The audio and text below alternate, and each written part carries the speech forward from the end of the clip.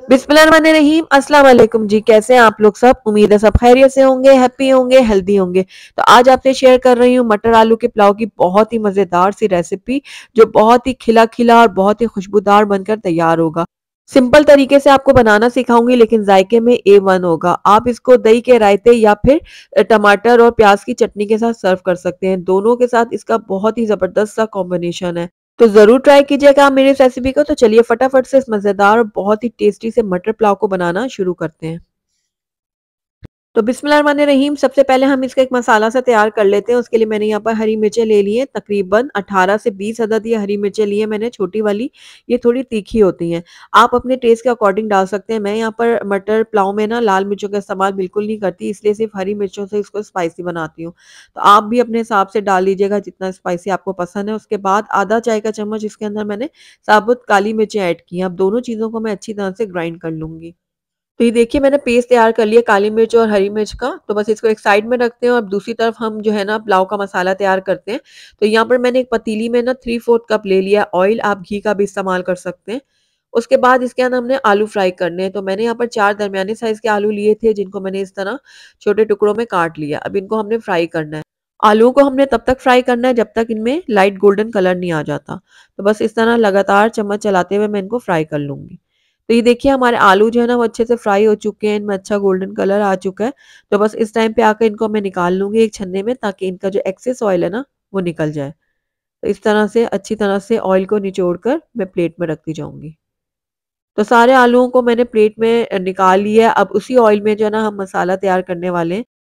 तो सबसे पहले मैंने यहाँ पर कुछ खड़े मसाले ले लिए। तो खड़े मसालों में मैंने यहाँ पर लिया है तो 1 तेज़पात का पत्ता, 2 दालचीनी के टुकड़े लिए हैं, 5-6 मैंने लौंग ले लिए, 1 बड़ी इलायची ली है, 1 बादियान का फूल लिया है, 2 मैंने छोटी इलायची ली है और यहाँ पर 8-10 दाने मैंने काली मिर्चों के लिए और 1 खाने का चम्मच लिया है मैंने साबित सफ़ेद ज़ीरा।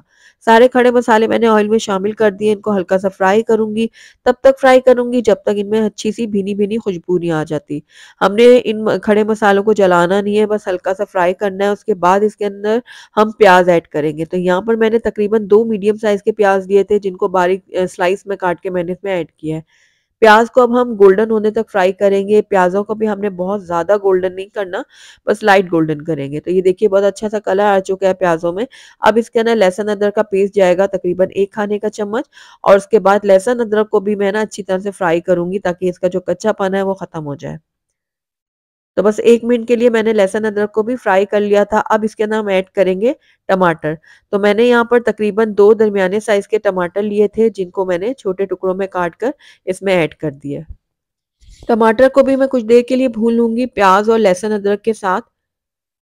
और थोड़ा-सा मैंने इसके अंदर ना खंगाल ऐड के लिए, जिसमें मैंने लहसुन अदरक को कूटा था ना, उसमें मैंने थोड़ा-सा पानी ऐड किया है और वो मैं इसके अंदर ऐड करूँगी तकरीबन 1/4 कप के बराबर। तो पानी ऐड करने के बाद जो है ना मैं इसको मिक्स कर लूँगी थोड़ा-सा और टमाटरों को इसी पानी में थोड़ा भून लूँगी, ताकि टमाटर जो है ना थोड़े सॉफ्ट हो जाएँ। तो बस हल्का-हल्का सा हमने टमाटरों को सॉफ्ट कर लिया। अब इसके अंदर हम ऐड करेंगे दही। तो मैंने यहाँ पर आधा कप दही लिया था, जिसको मैंने फेंट लिया था अच्छी तरह से और ये मैं इसके अंदर ऐड करूँगी। फ्लेम को मैं थोड़ा-सा लो कर दूँगी और लो फ्लेम करने के बाद ये सारी का सारा दही जो है ना मैं इसमें ऐड कर दूँगी। दही ऐड करने के बाद जो है मैं इसको भी भून लूँगी कुछ देर के लिए।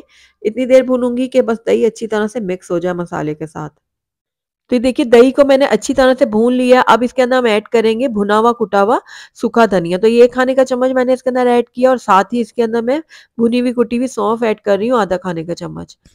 ये दोनों चीज़ें डालने से ना हमारे पुलाव में यखनी का टेस्ट आएगा। तो बस इसको भी मैं थोड़ा-सा मिक्स कर लेती हूँ, साथ ही इसके अंदर नमक भी ऐड कर दूँगी। तो तकरीबन 1 खाने का चम्मच मैंने इसके अंदर नमक ऐड किया है। नमक आप अपने टेस्ट के अकॉर्डिंग डाल सकते हैं। नमक ऐड करने के बाद मैं मिक्स कर लूँगी नमक को भी और उसके बाद इसके अंदर जाएँगे मटर। तो मैंने यहाँ पर 250 ग्राम जो है ना वो मटर लिए हैं और उसके साथ ही जो हमने आलू फ्राई किए थे वो भी डाल दूँगी। तो आलू और मटर की क्वांटिटी को आप अपने हिसाब से कम ज़्यादा भी कर सकते हैं। हरी मिर्च और काली मिर्च का जो पेस्ट तैयार किया था वो डाल देंगे इसके अंदर। अब सारी चीज़ों को हम अच्छी तरह से मिक्स कर लेंगे। एक दफ़ा मसाले के साथ हम 2 से 4 चम्मच चला लेंगे आलू मटर को और फिर उसके बाद इसके अंदर मैं 1/4 कप डालूँगी पानी।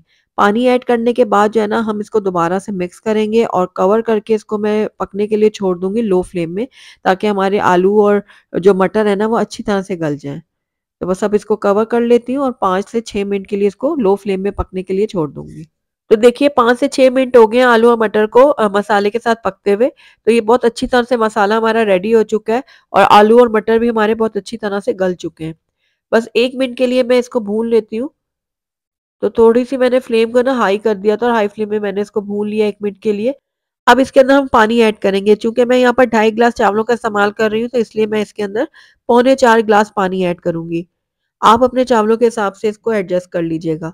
तो बस अब इसको थोड़ा-सा मिक्स कर दिया, अब कवर करेंगे और पानी में अच्छी तरह से बॉयल आने देंगे। तो ये देखिए पानी में अच्छी तरह से बॉयल आना शुरू हो गए हैं, अब इसके अंदर हम अपने चावल ऐड कर लेते हैं। तो मैंने यहाँ पर 2.5 ग्लास चावल लिए थे जिनको अच्छी तरह धो के आधा घंटा पहले मैंने भिगो के रख दिया था। तो ये सारे के सारे चावल जो है ना मैं डाल दूँगी पतीली के अंदर। इसको हल्का-सा मिक्स करेंगे। मिक्स करने के बाद इसका नमक मैंने चेक किया था तो मुझे कम लगा था, तो थोड़ा-सा नमक मैं इसमें और ऐड कर रही हूँ। तो इस टाइम पे आकर आप भी चख कर इसमें नमक ऐड कर सकते हैं। तो बस इसको भी मिक्स कर लेते हैं, उसके बाद इसको कवर करेंगे और पानी को हम ड्राई होने देंगे। तो पानी देखिए हमारे ड्राई होना शुरू हो गया है और जो है ये अब दम के लिए रेडी हो रहा है। तो बस थोड़ा-सा मैं इसको हल्के हाथों से मिक्स कर लेती हूँ। उसके बाद इसके अंदर मैं साबित हरी मिर्चें ऐड कर रही हूँ। आप चाहें तो दरमियान से काट के भी ऐड कर सकते हैं। तो 4 अदद मैंने यहाँ पर हरी मिर्चें ऐड की हैं, थोड़ी-सी धनिया और पुदीने की पत्तियाँ भी मैं इसके अंदर ऐड कर रही हूँ। इससे बहुत ही अच्छा टेस्ट आएगा हमारे पुलाव में। और अब सारी चीज़ों को मैं हल्के हाथों से मिक्स कर लूँगी। थोड़ा-सा बस ऊपर-नीचे कर लेते हैं, इस तरह से। उसके बाद मैंने यहाँ पर एक तवा ले लिया था, कोई भी पुराना तवा आप ले लें। अब हमने इसको दम लगाना है चावलों को। तो चावलों वाली पतीली को मैं तवे के ऊपर रख दूँगी, उसके बाद इसके अंदर 2 खाने के चम्मच मैं घी ऐड कर रही हूँ। मैं यहाँ पर बनास्पति घी का इस्तेमाल कर रही हूँ, आप चाहें तो देसी घी का भी कर सकते हैं। तो घी ऐड करने के बाद जो है ना इसको हम दम लगाएँगे, तो इसके लिड के ऊपर मैंने कपड़ा चढ़ा दिया था।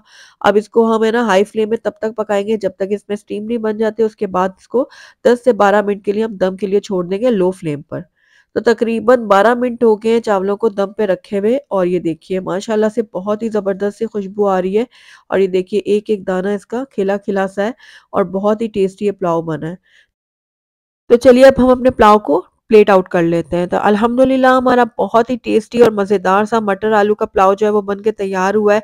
इस पुलाव को आप दही के रायते या फिर टमाटर और प्याज़ की चटनी के साथ सर्व कर सकते हैं। दोनों के साथ इसका बहुत ही ज़बरदस्त सा कॉम्बिनेशन है, तो आप ज़रूर ट्राई कीजिएगा। बहुत ही लज़ीज़ खिला-खिला खुशबूदार सा हमारा ये पुलाव बना है।